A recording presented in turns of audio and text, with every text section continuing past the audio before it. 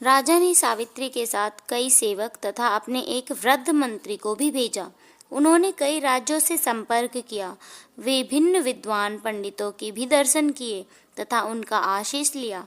सावित्री ने खूब दान पुण्य किया और पावन स्थलों पर भेंट चढ़ाई, परंतु उसे कहीं भी ऐसा युवक नहीं मिला जो उसका हृदय जीत सके। सावित्री ने वापस घर लौटने के लिए यात्रा प्रारंभ कर दी। रास्ते में उन्हें एक जंगल में से गुजरना पड़ा। उन्होंने एक वृद्ध युगल को एक वृक्ष के नीचे बैठे देखा।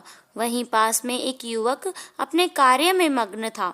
वह फलों को तोड़कर तथा छीलकर उस वृद्ध युगल को दे रहा था। सावित्री ने उन्हें ध्यान से देखा।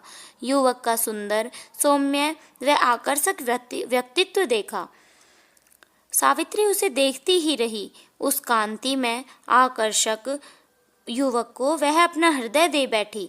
सावित्री की उत्सुकता बढ़ने लगी। उसने अपने वृद्ध मंत्री से कहा, श्रीमन, यह उस वृद्ध युगल और युवक की ओर देखिए जो वृक्ष के नीचे बैठे हैं। कृपा पता तो लगाइए कि वे कौन हैं।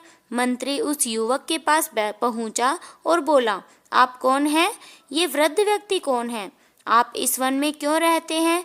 युवक ने उत्तर दिया, मेरा नाम सत्यवान है और यह मेरे पिता माता हैं। मेरे पिताजी एक समय में साल्व देश के राजा थे। उनका नाम ध्युमसेन है।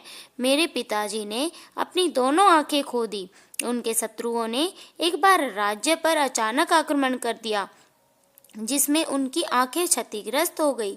मेरे अंधे पिताजी शत्रुओं से पराजित हो गए, अतः हम सब इस वन में चले आए। मंत्री ने सब जानकारी सावित्री को जाकर दी। युवक की गरिमा और तेज ने सावित्री को पहली झलक में ही प्रभावित कर दिया था।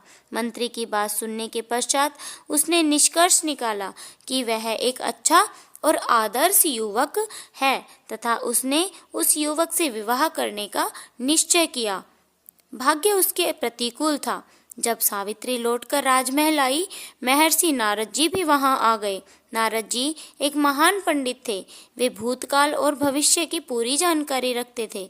वे तीनों लोकों का भ्रमण करते हुए सब कुछ जानते थे। अश्वपति ने नारद जी का आदर पूर्वक स्वागत किया, उनकी पूजा अर्चना की।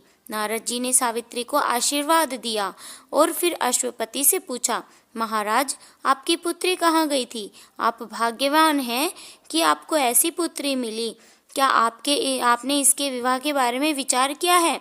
अश्वपति ने सारी बात नारद जी को बताते हुए कहा, मैंने इसे